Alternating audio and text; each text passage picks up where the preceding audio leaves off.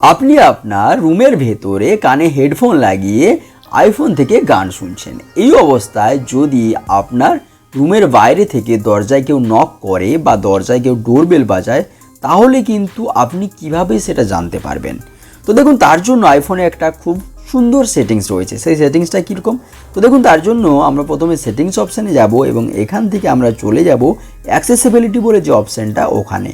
এবং ওখানে যাওয়ার পর আমরা এখান থেকে চলে যাব নিচের দিকে সোয়াইপ করে, যে অপশানটার নাম হচ্ছে সাউন্ড অ্যান্ড রেকগনাইজেশন, এই অপশানটা। সো এটাতে যাওয়ার পর সাউন্ড রেকগনাইজেশন বলে প্রথমে একটা অপশান পেয়ে যাব, এটাকে আমরা অন করে নেব। এটাকে অন করার পর নিচের দিকে সাউন্ডস বলে একটা অপশান আসবে, এই অপশানটাতে আমরা ক্লিক করব। এবং ক্লিক করলে এখানেও আমাদেরকে এটাকে দেখতে পাবো যে বিভিন্ন ধরনের এখানে কিন্তু অপশান আছে, বিভিন্ন ধরনের সাউন্ডের অপশান আছে।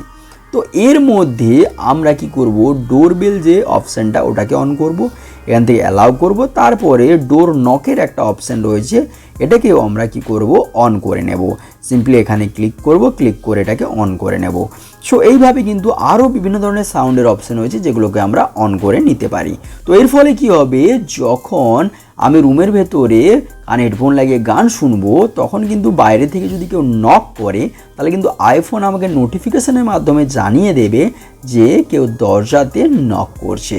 তাহলে এইরকমই আইফোন সংক্রান্ত আরও বিভিন্ন ভিডিও পাওয়ার জন্য অবশ্যই চ্যানেলটিকে সাবস্ক্রাইব করে ভিডিওতে একটা লাইক করে দেবেন।